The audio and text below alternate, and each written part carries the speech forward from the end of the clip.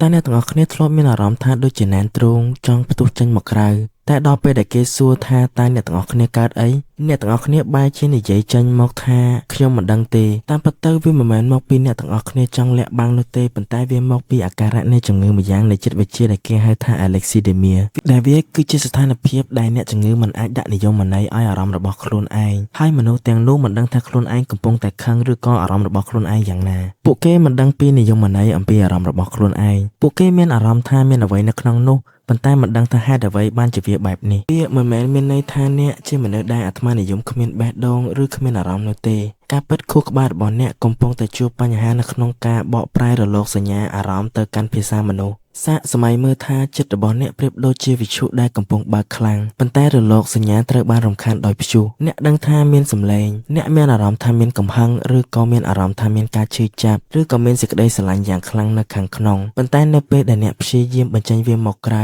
ខួរក្បាលរបស់អ្នកស្រាប់តែគាំងទៅជាមានភាពស្ងៀមស្ងាត់ទៅវិញអ្នកវិទ្យាសាស្ត្របានរកឃើញថាចំពោះមនុស្សដែលមានអាការៈនេះផ្នែកខួរក្បាលដែលតភ្ជាប់ទៅនឹងផ្នែកអារម្មណ៍ទៅកាន់ភាសាឬក៏គេហៅថាអន្តរាយអ៊ីនសូឡាគឺមិនសូវមានសកម្មភាពនោះទេនោះហៅថាគឺជាមូលហេតុដែលអ្នកជួនកាលស្រាប់តែយំទាំងដែលមិនដឹងថាខ្លួនឯងកំពុងខូចចិត្តឬគ្រាន់តែស្រេះឲ្យពិតប្រាកដតែអ្វីដែលគួរឲ្យខ្លាចបំផុតនោះគឺនៅពេលដែលអារម្មណ៍មិនអាចប្រែទៅជាពាក្យសម្ដីវានឹងប្រែទៅជាជាប់គាំងនៅក្នុងរាងកាយវានឹងប្រែទៅជាការឈឺក្បាលរ៉ាំរ៉ៃឬបញ្ហាក្រពះឬសូម្បីតែជំងឺបេះដូងដោយសារតែការស្រេះមិនអាចបញ្ចេញបានតែអ្នកទាំងអស់គ្នាធ្លាប់ឆ្លើយថាមិនដឹងដែរឬទេទាំងដែលក្នុងចិត្តកំពុងឈឺចាប់ចូលអ្នកទាំងអស់គ្នាសរសេរពាក្យថាយល់បើសិនជាអ្នកទាំងអស់គ្នាធ្លាប់ឆ្លងកាត់អារម្មណ៍នេះហើយកុំភ្លេចចុច follow ដើម្បីយល់ដឹងពីអាថ៌កំបាំងនៃចិត្តវិទ្យាជារៀងរាល់ថ្ងៃអ្នកទាំងអស់គ្នាបញ្ហាផ្លូវចិត្តតាមពិតទៅវាមិនមែនជារឿងរ៉េងសើចសម្រាប់អ្នកទាំងអស់គ្នានោះទេខ្ញុំលើកទឹកចិត្តឲ្យអ្នកទាំងអស់គ្នាទៅជួបជាមួយនឹងលោកគ្រូពេទ្យជំនាញឬក៏ clinic ដែលមានបទពិសោធន៍ច្រើនឆ្នាំ